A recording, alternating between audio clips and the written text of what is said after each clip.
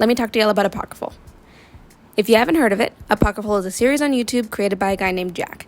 He runs a channel called Subjectively, and if you've spent any time at all in the Pokemon YouTuber community, I almost guarantee you know him. He's a regular guest artist on True Green 7's 4 Artist series, and he's the creator of the Maza fan region, alongside his partner Subjectively Claire. Jack has semi-recently debuted a new monster collector series of his own creation. It's called the Apocryphal Project. Apocryphal is kind of like Pokemon if Pokemon was actually a Lovecraftian horror period piece set in vaguely 1960s Providence. True to the monster collector genre, it features mysterious creatures called Enigmorphs, which can corrupt into different stages of being. There is a capture device and a monster compendium known as the Lexia Nominatus. Trainers in this world are quite different because Enigmorphs are quite different. Apex Enigmorphs landed on Earth a very, very long time ago, and like radioactivity, their presence emanates and corrupts the matter around them, turning animals, plants, and even some inanimate objects into creatures with some semblance of sentience and unknown intent. Rather than being a benefit and a friendly presence, the Enigmorphs are a constant threat to the human world, studied and protected against by an independent organization called the Hunter's Hope Club. Led by 3 of its 4 seminal founders, the HHC have set out on a mission to study, train, and defend against the Enigmorph presence. While not everyone is capable of or suited to Enigmorph research, those who have been identified as having potential are recruited into the club as initiates, tasked with research, documentation, and the cultivation of an efficient team to make their way through the world. I think this project is incredibly cool. I adore the aesthetic, the motivation, and the creativity behind it. And in fact, I have been invested enough that I was dying to make a Sona of my own to go into this awesome new world, so I did. And with your permission, and hopefully Jack's, as an aside, I hope it's okay that I'm making this, Jack. I really admire your work, and I grew up in Rhode Island, and, you know, Rhode Island, we're the smallest state, so we don't really get stuff, and I cannot be known for Family Guy for the rest of my life, Jack. So I hope it's okay if I just make a cute little OC for myself for fun and brandish her around like a doll in your well-crafted world. Do be warned, though, for the sake of having some fun and the beauty of fan art, I'm going to be taking a few liberties with the characters. Nothing I do with Jack's personal OCs is canon, and the canon is also still evolving as Jack creates the universe that Apocryphal is going to be set in. Things might change, things in this video will become outdated, it's totally fine. In fact, this video is actually already very out of date as I'm writing the script. I've been avoiding catching up on the lore until I finish this, but Jack's videos have been coming out consistently to add new developments to the series, whereas this video, well, okay, I started it in early February, and, what you doing? No, don't look at the date in the video description, nope, there's nothing to see there, don't worry about it, you trust me, right? We're all good here, you're my friend now, we're having soft tacos later. Anyway, that's probably enough context for the video, but if you are at all interested in anything I say in this video, I really do recommend that you go check out the series on Jack's channel. It's immersive and well-made and very entertaining, and maybe our Sonas can be friends.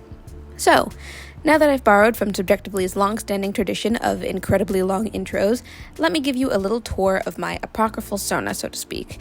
And if you're new here, and you will be, since this is like my 4th video in so many years, hi, my online tag is Nikits, and the character I'm about to draw is going to lie somewhere between the realms of Sona and OC.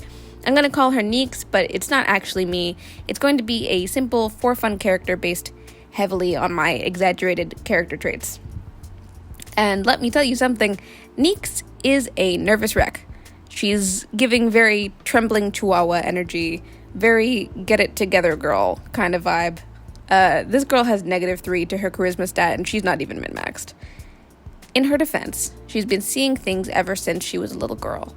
Strange, almost correct creatures lurking at the edges of the forest. A few very definitely not right creatures stalking through alleyway shadows. No one she talked to was ever willing to discuss it with her. It was like they were ignoring it, or maybe they couldn't process what they were seeing. She learned to draw to try to document these creatures for herself, to reassure herself of her findings and to have some record of the mystifying and sometimes terrifying things she'd seen. At a young age, Neek stumbled across a massive bird she would later recognize as a forefeather, giving what seemed almost like a sermon to a crowd of Warworld.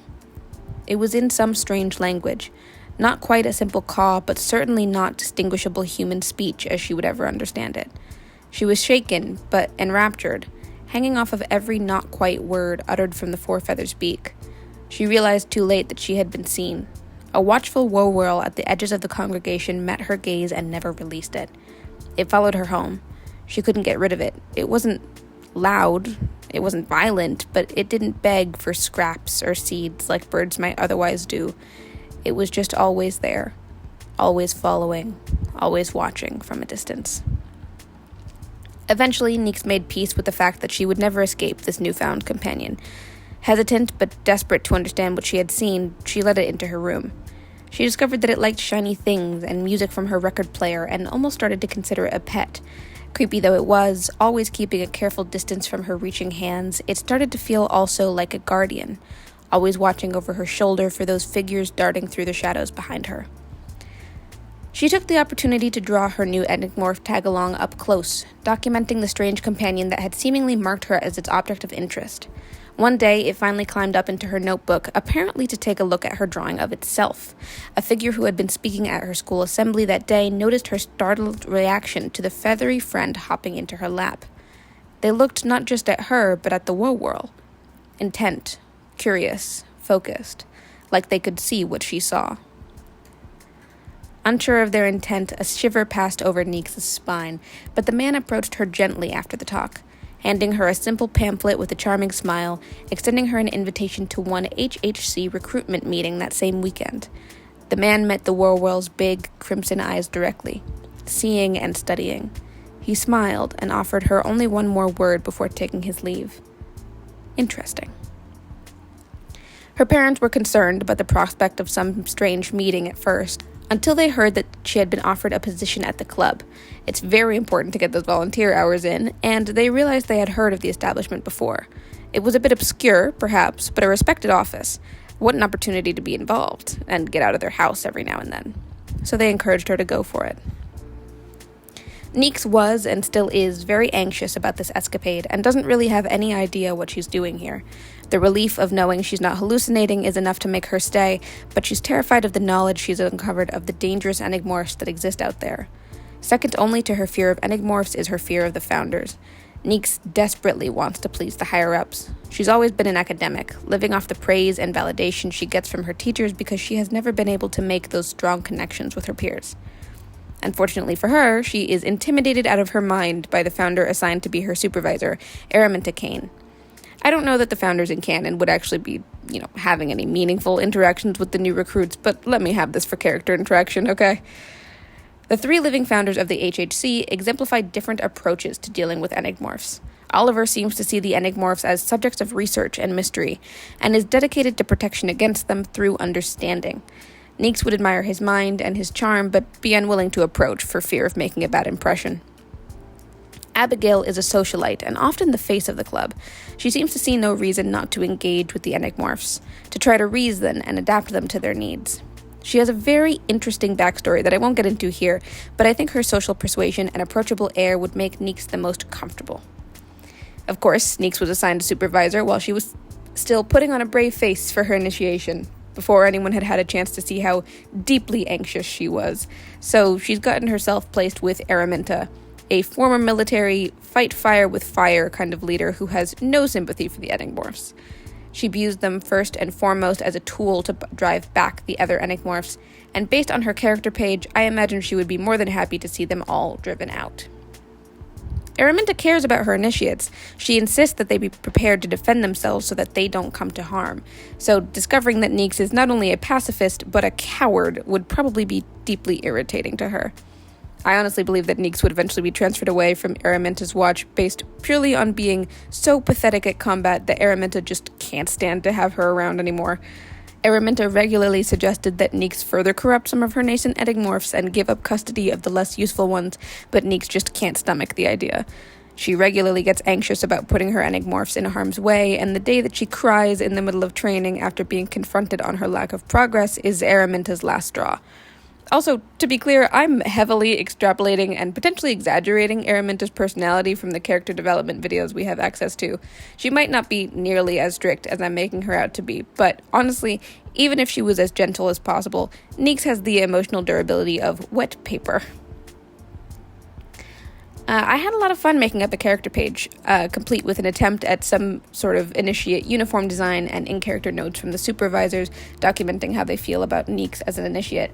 I adore the style and format that Apocryphal is done in, the old school, old-timey worn paper look, the geometric style with like thick, rough, sketchy line art that Jack uses. I adore it, especially for the Lexia Nominatus, which is akin to the Pokedex in this world. So I tried to imitate that. I love the idea that this would be her literal, initiate file, maybe kept in Oliver or Abigail's desk. I also spent a hilarious amount of time trying to decide on fonts and signatures for characters that literally aren't mine. I'm not great at handwriting, but I tried to infuse some personality into it. Araminta in this sheet does her notes with red pen, and I tried to give her a very rigid font to show off her military characteristics. Abigail has a much more fanciful, flowery style of writing and a nice blue font pen, and I imagine Oliver created the initial file template and kept note of the companions, and I tried to give him a very neat and scholarly signature. I'm not too great at that, but I do like that the O kind of looks like an olive. Anyway, as noted in the sheet, they'll transfer her to Abigail. She seems like a much friendlier and more approachable figure who I imagine would have a much better strategy for dealing with knock-kneed initiates. Additionally, I think Abigail, as kind of a mysterious figure and someone implied to be interested in power, would be intrigued by the possibility of Neeks' team to produce some very powerful social engineering enigmorphs. So let's talk about Neeks' team for a second. As of the current state of the lore, Jack has just put out the video on the device used to contain enigmorphs, and he has a very interesting spin on the concept. You only get one capturing device per initiate, but it can hold multiple enigmorphs. The enigmorphs themselves have stages of corruption that determine baseline levels of utility and strength. Unlike other games and RPGs in the Monster Collection genre, this is not as heavily based on the concept of fighting. So younger enigmorphs, nascent enigmorphs, lower in the corruption cycle, tend to be more utility-based, whereas the bigger, stronger, scarier enigmorphs still tend to be combat-focused, as it seems.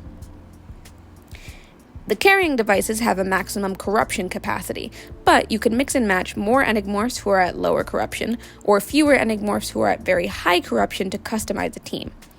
As it is, and to Araminta's immense frustration, Neeks has wrestled herself sort of a nascent enigmorph daycare.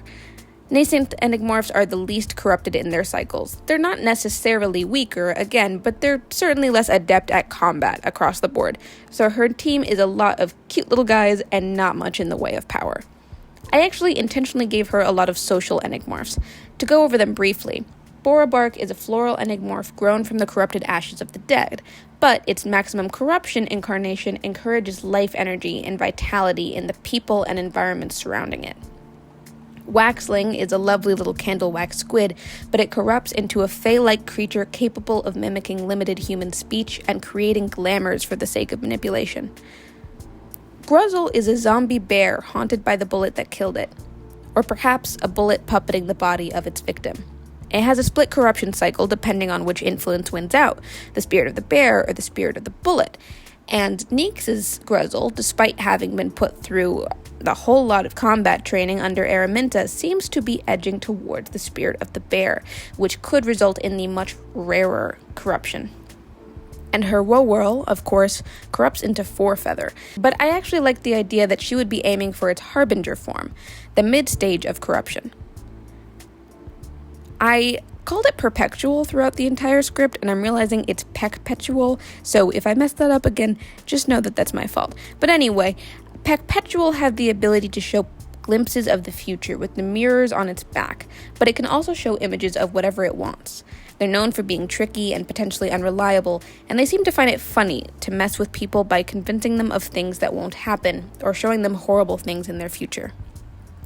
That makes it important that a Perpetual be bonded strongly to its trainer, so that they can have some trust in the things that it shows. That's why it felt fitting as Neeks' first enigmorph. Becoming so strongly bonded to the Woe Whirl even before initiation in the Hunter's Hope Club might display a ability to bond and connect with Enigmorphs beyond the norm that Abigail would, I think, be much more interested in than Araminta ever was. I think the fact that her Enigmorphs are mostly social is a fun bit of irony considering her lack of real-life social abilities.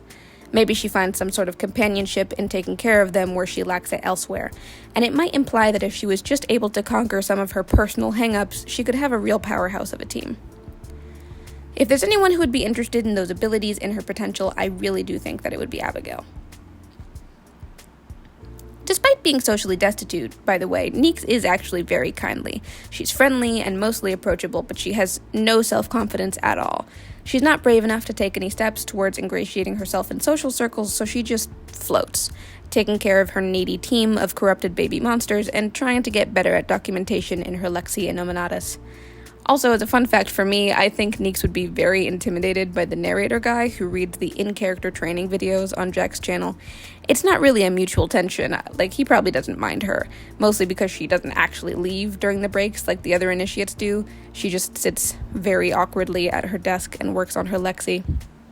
He certainly approves of her not being late, but he does appreciate some time alone in the room to make up his creative punishments for the tardy initiates.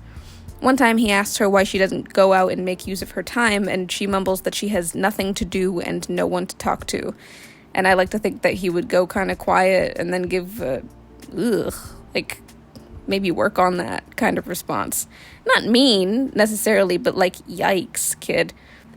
She found that so terminally embarrassing that she does leave during breaks now, but she just draws right outside the door in the hallway instead. She always returned to the lecture room at the exact second he asked them to, because she's just as afraid of authority as she is of disciplinary scorpions. He can hear her outside the door, counting. I like to imagine he would be torn between appreciating the validation of his authority and being incredibly weirded out. Well, that's all I have for now. Okay, it's not. I'm sure you've noticed the two extra Enigmorphs that I never mentioned on her sheet. Meow Tao and Yin Yuang are not actually official subjectively made Enigmorphs. I thought it would be fun to try to make some of my own for this video, and it was. But I also spent so long on them, and then spent so long making this video, that by the time I'm getting to it, I'm realizing they don't even really fit the Enigmorph style that well. But this script has reached 6 pages already, and I have been putting off making this video for a month anyway, so I'm just going to edit this one, and I'll do a little follow-up videos for the Enigmorph that I made and put it up after this. So if you're at all interested in seeing my process for that and the shared corruption that I made for them both, hit the like and follow so that you can catch that video next. In the meantime, thank you so much for watching. Check out the Enigmorph series on Subjectively's YouTube channel. All the flowers to Jack for creating a really cool world that I hope it's okay that I made some fan art for. And I'll catch you on the flip. Bye!